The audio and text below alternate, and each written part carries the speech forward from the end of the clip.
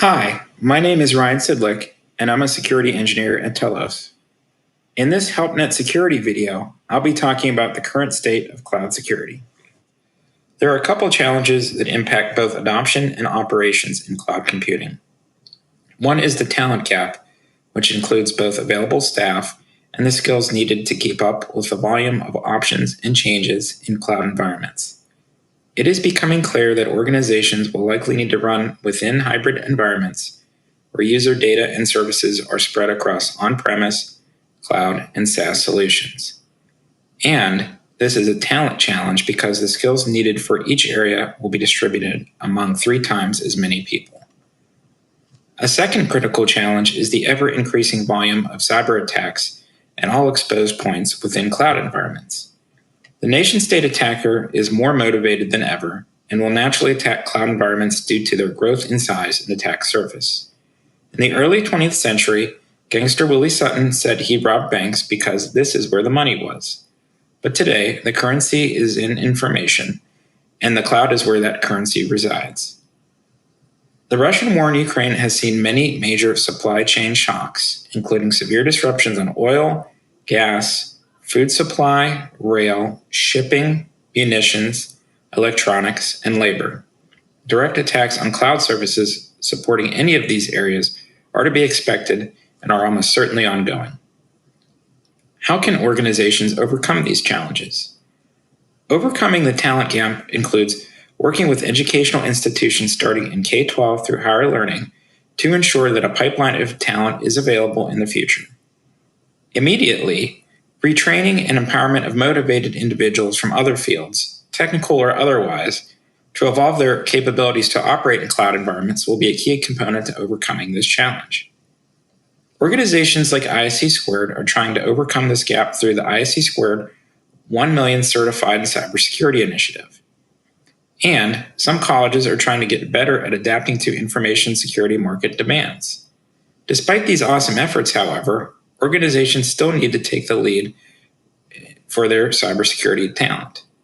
Employee training is something that has been de-emphasized since the 2008 Great Recession, but it is something that needs to make a major comeback in 2022 and 2023.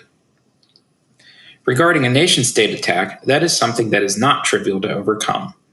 One immediate action is to take advantage of automation and artificial intelligence systems to handle the load. Additionally, the basics need to be covered. These include control and protection of privileged accounts to prevent hijacking, regular and speedy updates of old versions of vulnerable software, and detailed monitoring of cloud-hosted environments to detect signs of compromise, lateral movement, or exfiltration. Organizations should also be in close contact with and must work alongside government-sponsored entities to see if there's a particular threat actor targeting them and to get guidance on specific measures they can take to protect against identified actors. How does the private sector typically use cloud services versus the public sector? What are the main use cases? The private sector typically moves to the cloud to address integrity and availability use cases. The public sector typically goes to the cloud to address confidentiality use cases. In other words, the main private sector driver is increased profitability and flexibility, while the main public sector driver is enhanced security and centralized control over its technology resources. This plays out in the types of major attacks that we see against cloud-based organizations. Attacks on government targets focus on information theft, while attacks on private sector targets focus on ransomware extortion or damage to supply chain components. What are the biggest threats to cloud services? What could happen if cloud services get compromised? One of the biggest current threats to cloud services is simply misconfiguration. The cloud service providers have gone to great lengths to secure their infrastructure and provide guidance for secure use, but this only goes so far for the customer. It doesn't take much effort for a customer to errantly misconfigure a service and expose sensitive data, and it takes no effort to forget to configure it in the first place. A second major threat is the rise of advanced persistent threat. APT is not a unique threat to cloud, as APTs are already targeting legacy infrastructure, and the cloud can actually mitigate APTs in some very useful ways.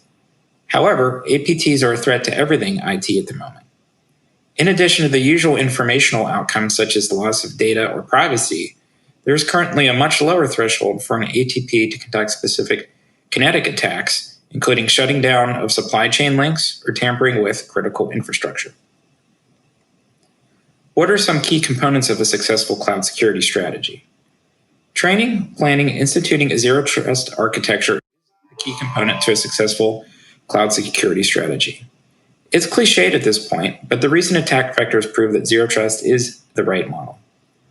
Fundamentally, zero trust facilitates centralization, but still maintains security checks and balances. A decentralized cloud deployment, like any decentralized deployment, is an obvious disaster in waiting. Decentralization is easily exploited, since poor monitoring allows an attacker to break in and stay in without detection. But even centralization is a risk, since attacks like SolarWinds and Log4j exploited centralized monitoring. Therefore, zero trust is highly desirable in the current reality, since it eliminates decentralization, but also reduces the vulnerabilities of centralization.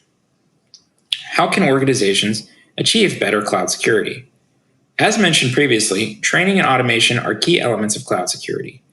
If the C-suite is committed to implementing security training and automation, and then enforces proper security behaviors related to training and automation on the organizational levels below, better cloud security can be achieved.